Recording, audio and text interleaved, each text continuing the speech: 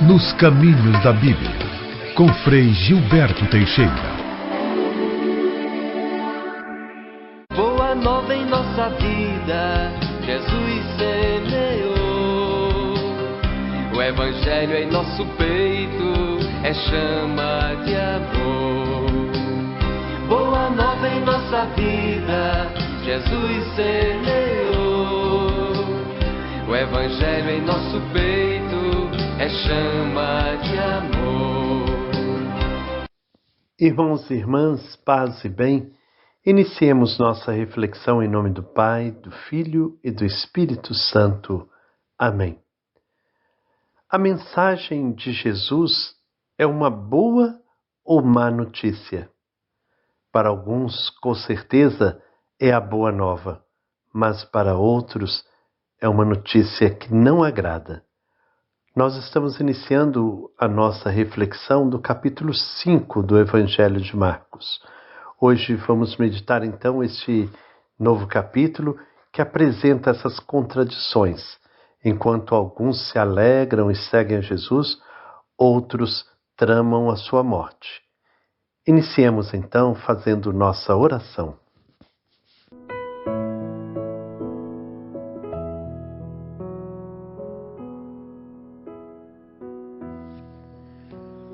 Ó Deus de bondade e compaixão, dai-nos o vosso espírito de sabedoria e entendimento, para que saibamos acolher vossa palavra anunciada no Evangelho segundo Marcos. Enviastes vosso Filho ao mundo para anunciar vosso reino de justiça e paz. Ele revelou vosso rosto misericordioso e nos colocou diante de uma necessária escolha, a transformação radical de nossas relações humanas.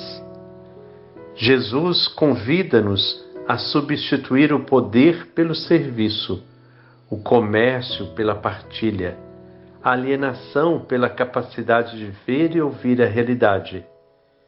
Ele nos chama a estabelecer verdadeiras relações fraternas. Que possamos, Senhor, através desta reflexão, reconhecer o Messias, o Filho de Deus, e sairmos em missão, pregando o Evangelho do Reino através de nosso testemunho de vida.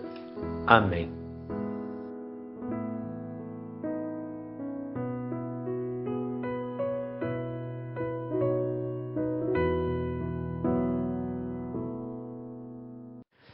O texto bíblico que irá iluminar a nossa reflexão de hoje está no capítulo 5 do Evangelho segundo Marcos, capítulo 5, versículos de 1 a 20. Vamos ouvir com muita atenção, com o coração aberto, acolhedor da palavra.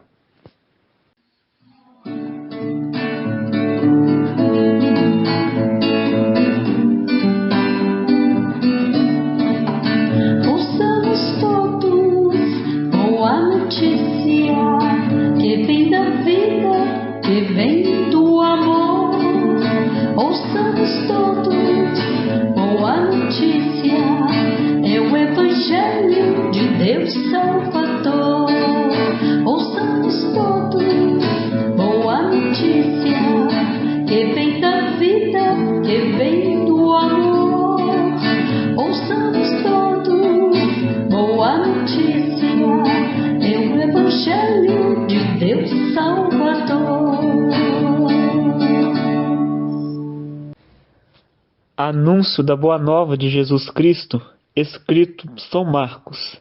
Glória a vós, Senhor. Jesus e os seus discípulos chegaram à outra margem do mar na região dos Gerazenos. Logo que Jesus saiu da barca, um homem possuído por um espírito impuro saiu de um cemitério e foi ao seu encontro. Esse homem morava no meio dos túmulos e ninguém conseguia amarrá-lo, nem mesmo com correntes. Muitas vezes tinha sido amarrado com algemas e correntes, mas ele arrebentava as correntes e quebrava as algemas. E ninguém era capaz de dominá-lo.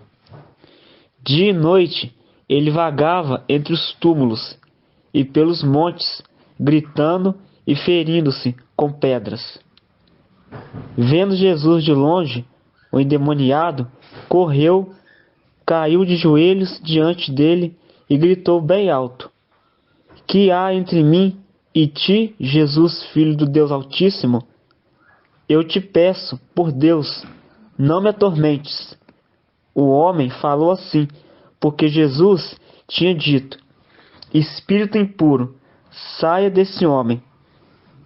Então Jesus perguntou: Qual é o seu nome? O homem respondeu: Meu nome é Legião, porque somos muitos. E pedia com insistência para que Jesus não o expulsasse da região. Havia aí perto uma grande manada de porcos, pastando na montanha. Os espíritos impuros suplicaram: Manda-nos para os porcos, para que entremos neles. Jesus deixou.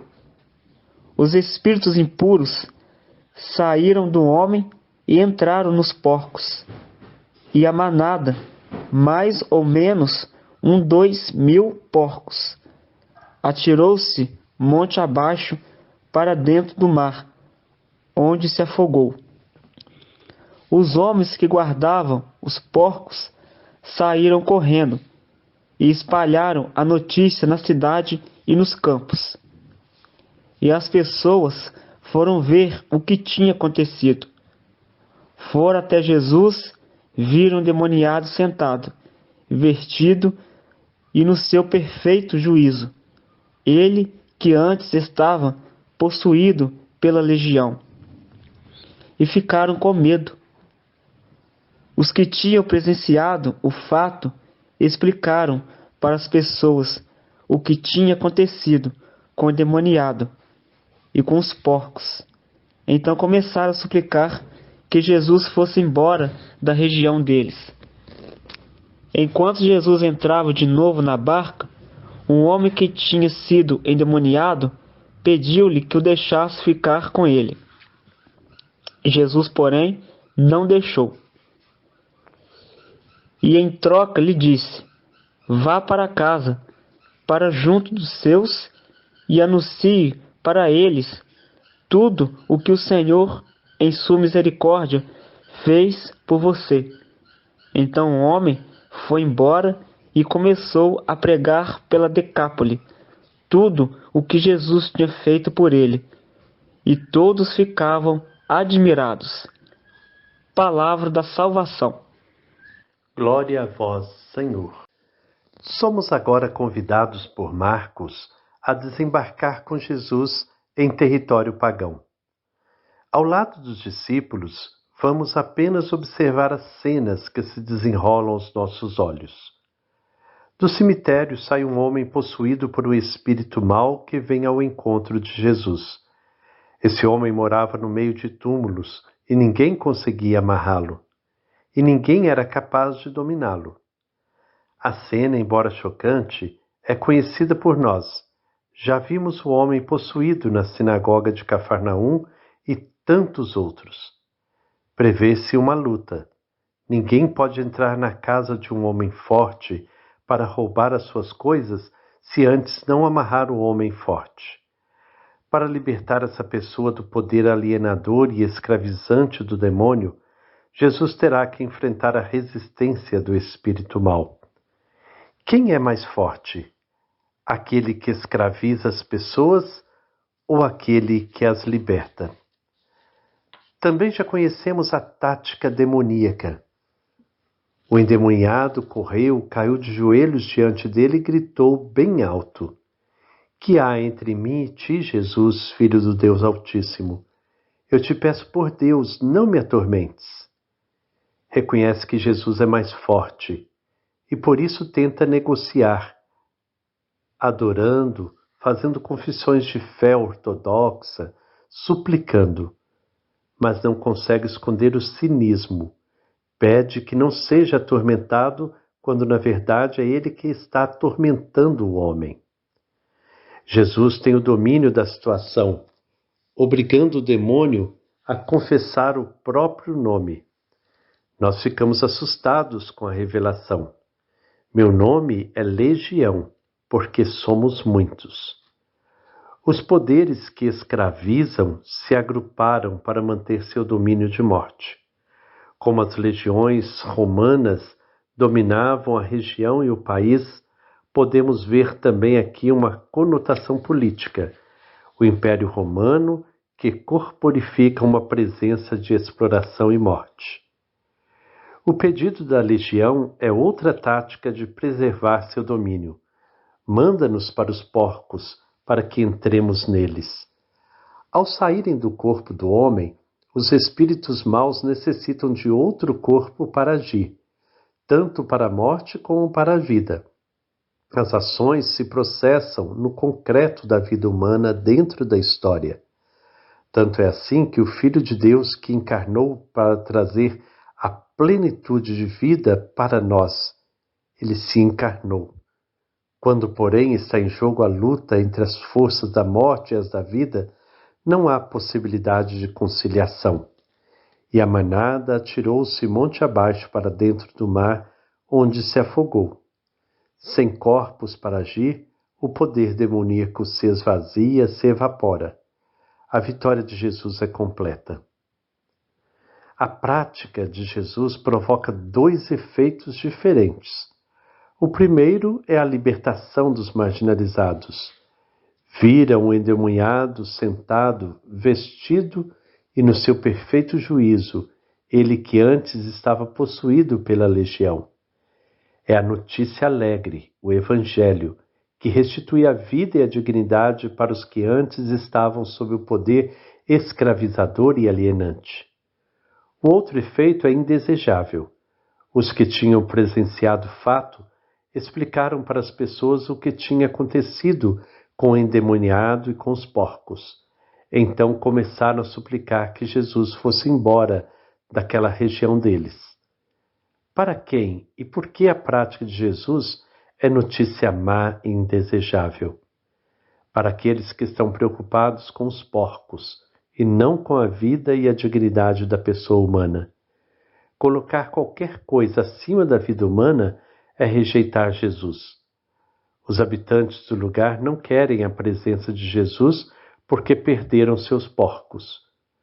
O homem curado e no seu juízo perfeito é para eles uma questão de detalhe que não lhes interessa. Jesus usou os bens deles para libertar um homem possuído pelo demônio. Contudo, eles consideram isso como um mal. À rejeição dos habitantes da região se opõe o desejo do homem liberto. Ele quer ficar com Jesus. A boa notícia, porém, precisa ser anunciada naquele território e da maneira mais concreta possível, isto é, na própria pessoa do homem livre. Vá para casa, para junto dos seus, e anuncie para eles tudo que o Senhor em sua misericórdia fez por você. Então o homem foi embora e começou a pregar, pela Decápole, tudo o que Jesus tinha feito por ele. Nós, que a tudo assistimos ao lado dos discípulos, estamos agora com medo? Ou admirados? Ou impassíveis? Ou perguntando se precisava destruir tantos porcos? Ou estamos alegres com a cura do endemoniado?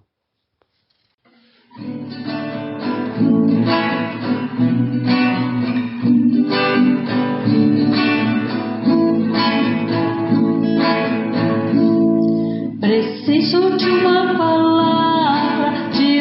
palavra boa. Não pode ser qualquer uma, tem que ser cheia de luz. Preciso de uma palavra que oriente a minha vida. Preciso de uma palavra, e a palavra é de Jesus.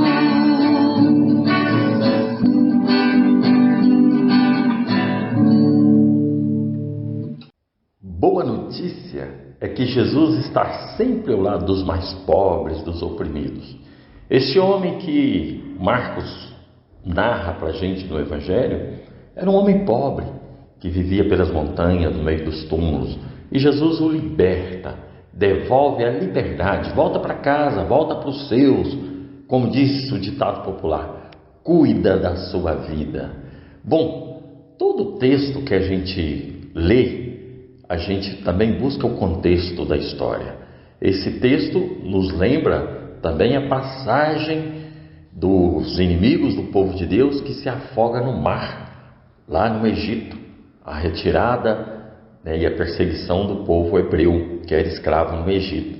Essa legião de demônio escraviza aquele homem, maltrata aquele homem, faz ele ficar com fome, machucar pelas pedras. E Jesus então o liberta e devolve a vida. A boa notícia é sempre uma grande novidade animadora para as nossas comunidades.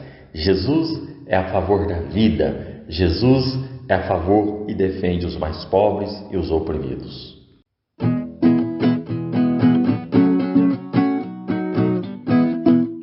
Quando Jesus a terra visitou, a boa nova da justiça anunciou.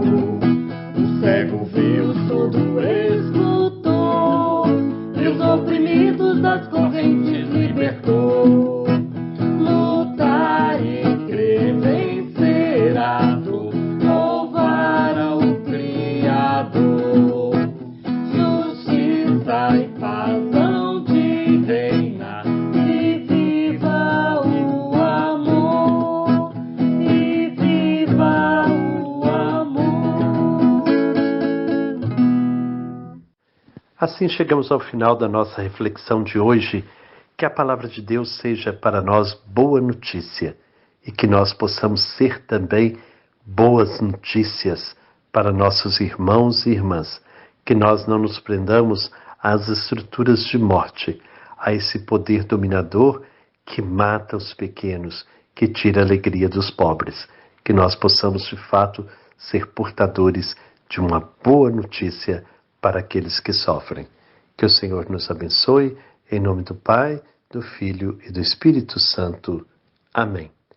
Paz e bem. Todo grito por justiça que sobe do chão é clamor e profecia que Deus pronuncia para a conversão.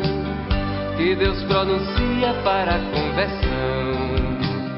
Boa nova em nossa vida, Jesus semeou. O Evangelho em nosso peito é chama de amor.